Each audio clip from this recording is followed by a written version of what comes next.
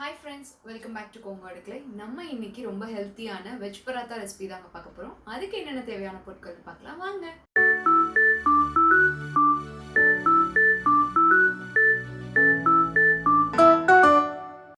So இன்னைக்கு நான் இந்த வெஜ் பராத்தா பண்ணுறதுக்கு பார்த்தீங்கன்னா ஒரு கேரட் பொடி பொடியாக கட் பண்ணி எடுத்து வச்சுருக்கேன். அப்புறம் ஒரு 10 பீன்ஸ் போல் பொடி பொடியாக கட் பண்ணி எடுத்து வச்சுருக்கேன். அப்புறம் என்கிட்ட பர்பிள் கேபேஜ் இருந்தனால நான் அந்த கேபேஜ் எடுத்திருக்கேன். இப்போ உங்ககிட்ட ஒயிட் கேபேஜ் இருந்தால் நீங்கள் அது கூட எடுத்துக்கலாம். அதையும் நல்லா பொடி பொடியாக கட் பண்ணி வச்சுருக்கேன். அப்புறம் கொஞ்சமாக க்ரீன் பீஸ் எடுத்து வச்சுருக்கேன். இது ஃப்ரெஷ் க்ரீன் பீஸ். அப்புறம் ஒரே ஒரு வெங்காயம் எடுத்து அதை நான் நல்லா பொடி பொடியாக கட் பண்ணி வச்சுருக்கேன். ஸோ இப்போ நம்ம இதையை நல்லா வதக்கிக்கலாம். இப்போது ஒரு கடாயில் நம்ம ஒரு டேபிள் ஸ்பூன் போல் எண்ணெய் எடுத்துக்கலாம். இப்போது இந்த எண்ணெய் நல்லா காஞ்ச உடனே நம்ம பொடி பொடியாக நறுக்கி வச்சுருந்த இந்த வெங்காயத்தை சேர்த்துக்கலாம். இப்போ இந்த வெங்காயம் கொஞ்சம் லைட்டாக வதங்கட்டும். இப்போது இந்த வெங்காயம் கொஞ்சம் நல்லா வதங்கியாச்சு. இதுக்கப்புறம் நம்ம இதில் நறுக்கி வச்சுருந்த கேரட், பீன்ஸ், அப்புறம் இந்த பச்சை பட்டாணியும் சேர்த்துக்கலாம். கேபேஜ் கொஞ்சம் ஒரு 10 மினிட்ஸ் கழித்து சேர்த்துக்கலாம். இப்போ இதை நல்லா வதக்கி விட்டுருங்க.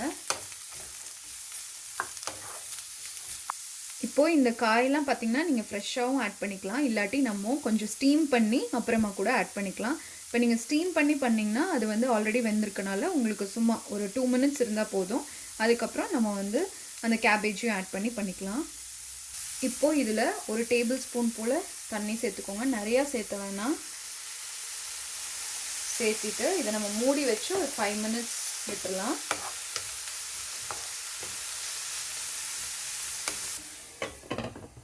இது நீங்கள் மீடியம் ஃப்ளேமில் வச்சுக்கோங்க. இப்போ பாருங்கள் 5 மினிட்ஸ் போல் ஆச்சு. இதை ஓப்பன் பண்ணிவிட்டு லைட்டாக கலக்கி விட்டுருங்க. அப்புறம் நம்ம கட் பண்ணி வச்சுருந்து இந்த கேபேஜை இதில் ஆட் பண்ணிவிடுங்க. அப்புறம் இதையும் நல்லா கலக்கி விட்டுருங்க. அப்புறம் இதில் உப்பு தேவையான அளவு சேர்த்துக்கோங்க. ஏன்னா நம்ம சப்பாத்தி மாவுலேயும் போடுவோம், அதனால காய்க்கு அளவாக சேர்த்துக்கோங்க. அப்புறம் காரத்துக்கேற்ப மிளகாய் தூள் சேர்த்துக்கோங்க. ஸோ குழந்தைகளுக்கு கொடுக்குறதுனா கொஞ்சம் கம்மியாக சேர்த்துக்கோங்க. அப்புறம் மஞ்சத்தூள் சும்மா ஒரு பிஞ்ச் மாதிரி சேர்த்துக்கோங்க. அப்புறம் இது நல்லா கலக்கி விட்டுருங்க. இப்போ உங்களுக்கு கரம் மசாலா இருக்குது, இல்லை கரம் மசாலா ஃப்ளேவர் பிடிக்குங்கிறவங்க அது கூட நீங்கள் ஒரு 1/2 டேபிள் ஸ்பூன் ஆட் பண்ணிக்கலாம். ஸோ இப்போ இதை நல்லா மிக்ஸ் பண்ணி விட்டுட்டு நம்ம க்ளோஸ் பண்ணி ஒரு 5 மினிட்ஸ் விட்டுடலாம். சிம்மில் வச்சுக்கோங்க. எப்போவுமே அடுப்பு ஹையில் வச்சிங்கன்னா கீழெல்லாம் உங்களுக்கு கருகிடும், அதனால் சிம்மில் வச்சுடுங்க. வச்சுட்டு இப்போ நம்ம இதையும் க்ளோஸ் பண்ணி ஒரு 5 மினிட்ஸ் விட்டுடலாம். இப்போது 5 மினிட்ஸ் ஆச்சுங்க. ஸோ நம்ம இதை ஓப்பன் பண்ணி நல்லா மிக்ஸ் பண்ணி விட்டுடலாம். இப்போ என்ன பண்ணுறோன்னா நம்ம இந்த மசிக்கிறது எடுத்துகிட்டு நல்லா இதை ஒரு தடவை மசிச்சுக்கலாம். ஏன்னா உங்களுக்கு க்ரீன் பீஸ் இருக்குது, நம்ம போட்டிருக்கோம் பட்டாணி. அந்த பட்டாணி பார்த்திங்கன்னா நம்ம தேய்க்கிறப்போ மாவை விட்டு வெளியே வர மாதிரி ஆகும். ஸோ அதனால் இதை ஒரு டைம் நல்லா மசிச்சுக்கலாம். இப்போ இந்த வெஜிடபிள்ஸே எடுக்கணும்னு இல்லை, உங்ககிட்ட என்னென்ன வெஜிடபிள்ஸ் இருக்கோ உங்களுக்கு பிடிச்ச மாதிரி நீங்கள் ஆட் பண்ணிக்கலாம். சப்போஸ் இப்போ உங்களுக்கு பொட்டேட்டோ பிடிச்சா அதை கூட நீங்கள் வேக வச்சு நல்லா மசிச்சு இந்த ஸ்டேஜில் இது கூட மிக்ஸ் பண்ணி இறக்கி வச்சிடலாம். பாருங்கள், இப்போ நான் நல்லா மசிச்சாச்சு. இதுக்கப்புறம் இதை நம்ம அப்படியே இறக்கி வச்சு ஆற வச்சிடலாம். ஸோ இப்போ நம்ம அதுக்குள்ளே சப்பாத்தி மாவும் பிணைஞ்சு வச்சிடலாம். இப்போது ஒரு பவுலில் நான் ஒரு 1.5 கப் போல் கோதுமை மாவு எடுத்துக்கிறேன். அப்புறம் இதில் தேவையான அளவு உப்பு சேர்த்துக்கோங்க. அப்புறம் ஒரு டேபிள் ஸ்பூன் போல் எண்ணெய் சேர்த்துக்கலாம். இப்போ ஃபஸ்ட்டு இதை நல்லா மிக்ஸ் பண்ணிடலாம். இப்போது இதில் கொஞ்சம் கொஞ்சமாக தண்ணி சேர்த்து நம்ம சப்பாத்தி மாவு பதத்துக்கு பிசைஞ்சுக்கலாம்.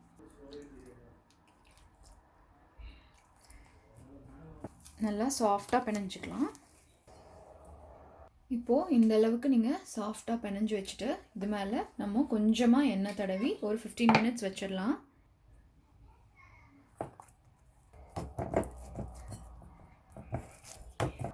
ஸோ இது ஒரு 15 மினிட்ஸ் நம்ம அப்படியே ரெஸ்ட் பண்ணிக்கலாம். இப்போது 15 மினிட்ஸ் போல் ஆயிடுச்சு. ஸோ இது நல்லா ஒரு தடவை பிணைஞ்சிட்டு நம்ம இதை இந்த மாதிரி ஸோ இப்போ ஒரு உருண்டையும் இந்த சைஸ் எடுத்துக்கோங்க. அப்போ தான் நம்ம ஸ்டஃப் பண்ணி தேய்க்கிறதுக்கு அந்த காயெல்லாம் வெளியே வராமல் இருக்கும். ஸோ இந்த மாதிரி எல்லாத்தையுமே நம்ம இந்த மாதிரி உருண்டை பிடிச்சி வச்சுக்கலாம். இப்போது இந்த மாதிரி எல்லாத்தையும் உருண்டை பிடிச்சி வச்சுட்டு நம்ம இப்போ எப்படி தேய்க்கலான்னு பார்க்கலாம். இப்போ ஃபர்ஸ்ட்டு ஒரு உருண்டை எடுத்துக்கோங்க. எடுத்துகிட்டு நம்ம நல்லா இப்படி ப்ரெஸ் பண்ணிவிட்டு இதை நம்ம மாவில் டஸ்ட் பண்ணிக்கலாம்.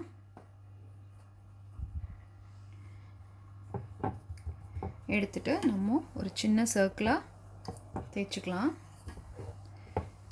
இப்போ இதில் நம்ம ஆற வச்சு வச்சுருந்த அந்த வெஜிடபிள் மிக்ஸை வச்சுக்கலாம். ஒரு 2 ஸ்பூன் போல் வச்சுக்கோங்க. இப்போது இதை வச்சுட்டு நம்ம மோமோக்கு பண்ணுவோமே அதே மாதிரி இந்த மாதிரி ப்ளீட் மாதிரி எடுத்துக்கோங்க.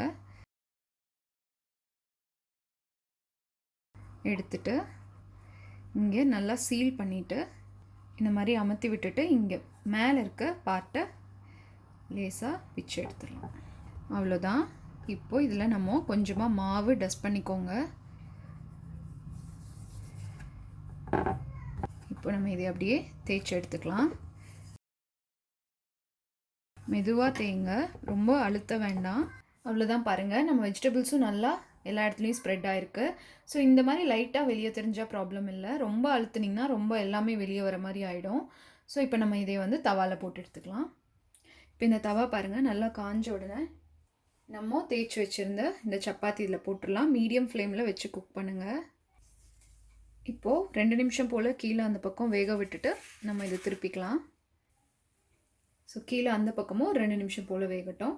ஸோ இப்போ பாருங்கள், இங்கெல்லாம் லைட்டாக நம்மளுக்கு ப்ரௌனாக வர ஆரம்பிச்சிச்சு. ஸோ இந்த ஸ்டேஜில் கொஞ்சமாக ஆயில் ப்ரஷ் பண்ணிக்கோங்க மேலே.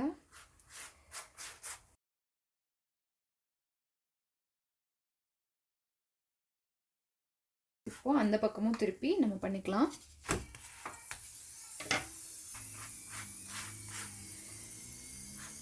இப்போது நல்லா ப்ரெஸ் பண்ணி விட்டுருங்க எல்லா பக்கமும். ஸோ அப்போ ஈவனாக உங்களுக்கு வேகும். ஸோ ஃப்ளேம் எப்போவே வந்து லோ ஃப்ளேமில் வச்சு பண்ணுங்கள், இல்லாட்டி வெளியே சீக்கிரமாக உங்களுக்கு கருகிடும். மறுபடியும் நம்ம திருப்பி போட்டுக்கலாம். இப்போ நீங்கள் இந்த மாதிரி லோ ஃப்ளேமில் நம்ம வச்சு குக் பண்ணுறதுனால நம்மளுக்கு வந்து இன்னும் இந்த அவுட்டர் லேயர் வந்து உங்களுக்கு கொஞ்சம் கிறிஸ்பியாகவும் கிடைக்கும்.